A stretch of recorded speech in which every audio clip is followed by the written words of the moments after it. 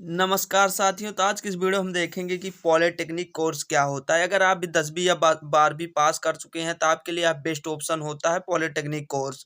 तो आज की वीडियो हम देखेंगे पॉलिटेक्निक कोर्स की पूरी जानकारी। तो चलिए वीडियो को हम स्टार्ट करते हैं। तो देखिए, पॉलिटेक्निक कोर्स क्या होता है, पॉलिटेक्निक कोर्स कितने साल का होता है, पॉलिटेक्निक कोर्स में एडमिशन कैसे लें, पॉलिटेक्निक कोर्स कब करें, 10वीं की बात करें या 12वीं की बात करें। तो इन सभी टॉपिक्स पर आज हम बात करने वाले हैं। इस वीडियो को देखने के बाद आपके मन में कोई भी डाउट नहीं रह जाएगा पॉलिटेक्निक कोर्स के बारे में। तो चलिए सबसे पहले हम बात करते हैं पॉलिटेक्निक कोर्स क्या है।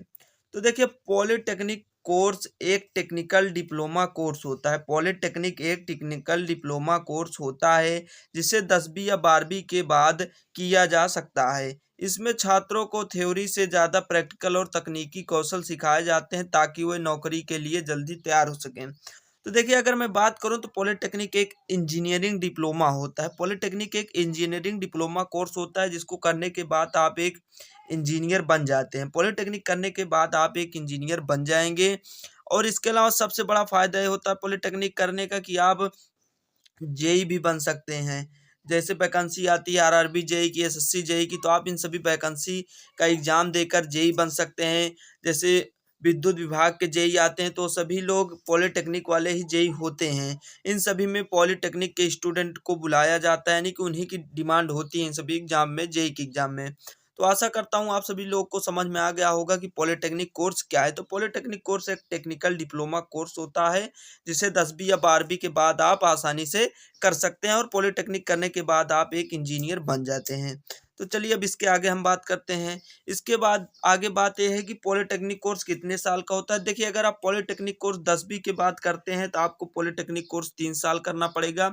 3 साल 6 सेमेस्टर, 1 साल में 2 सेमेस्टर का एग्जाम होता है, 3 साल में आपको 6 सेमेस्टर का एग्जाम देना पड़ेगा। उसके अलावा अगर आप इसी कोर्स को 12वीं के बाद करते हैं, अगर आपने 12वीं में पीसीएम यानी फिजिक्स केमिस्ट्री मैथ लिया हुआ है तो आप 12वीं के बाद इसको करेंगे तो यह 3 साल की जगह केवल आपको पॉलिटेक्निक कोर्स 3 साल की जगह फिर आपके लिए केवल 2 साल हो जाएगा। कैसे हो जाता है? क्योंकि आपको सीधे एडमिशन नहीं होता है, कई जगह पर सीधे दूसरे वर्ष में प्रवेश लेटरल एंट्री मिल जाती है। लेटरल एंट्री का मतलब है कि आप सभी को एग्जाम देना पड़ता है। लेटरल एंट्री का एंट्रेंस एग्जाम देंगे तो आप सभी को सीधा सेकंड ईयर में एडमिशन मिल जाता है अगर आप 12वीं के बाद करेंगे तो। 10वीं के बाद 3 साल, 12वीं के बाद केवल और केवल 2 साल का हो जाता है। तो आशा करता हूँ आप सभी को लोगों को समझ में आ गया होगा कि पॉलिटेक्निक कोर्स कितने साल का होता है। चलिए अब हम आगे बात कर लेते हैं। तो देखिए, पॉलिटेक्निक कोर्स में एडमिशन कैसे होता है, पॉलिटेक्निक कोर्स में एडमिशन कैसे लें। तो देखिए, पॉलिटेक्निक कोर्स में एडमिशन लेने के लिए सबसे बड़ी बात होती है इसमें एंट्रेंस एग्जाम होता है। पॉलिटेक्निक कोर्स में एंट्रेंस एग्जाम आपको देना पड़ेगा। जैसे यूपी, बिहार, झारखंड, इन सभी राज्यों में पॉलिटेक्निक के लिए एंट्रेंस एग्जाम कराया जाता है जिसको स्टूडेंट लोग देते हैं और उनके जिस रैंक के हिसाब से उनको गवर्नमेंट कॉलेज मिलता है। इसके बाद अगर हम बात कर लें कि क्या पॉलिटेक्निक में अगर हम एंट्रेंस एग्जाम नहीं देंगे तो हमारा एडमिशन नहीं होगा, तो नहीं होगा। अगर आपको एडमिशन प्राइवेट में लेना हो या सरकारी में लेना हो तो आपको एंट्रेंस एग्जाम देना पड़ता है। और एंट्रेंस एग्जाम कौन दे सकता है? तो आप 10वीं पास हो या 12वीं पास हो तब आप एंट्रेंस एग्जाम दे सकते हैं। अगर आपने 10वीं पास किया है तो आप 3 साल वाला पॉलिटेक्निक का भी एंट्रेंस एग्जाम दे सकते हैं। अगर आपने 12वीं पास कर लिया है फिजिक्स केमिस्ट्री मैथ से तो आप 3 साल वाला और 2 साल वाला दोनों एंट्रेंस एग्जाम दे सकते हैं।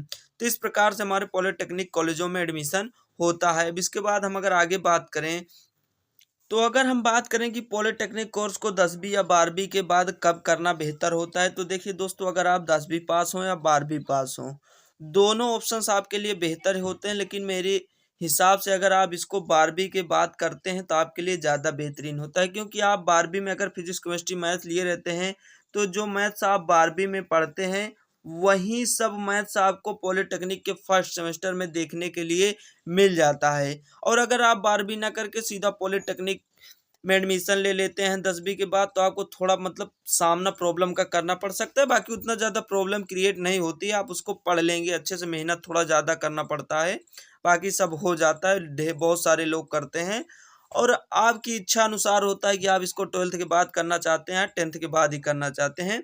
तो अगर आपके मन में कोई भी डाउट हो तो कमेंट जरूर करिएगा। और हाँ, अगर वीडियो पसंद आई हो तो वीडियो को लाइक और चैनल को सब्सक्राइब जरूर कर लीजिएगा।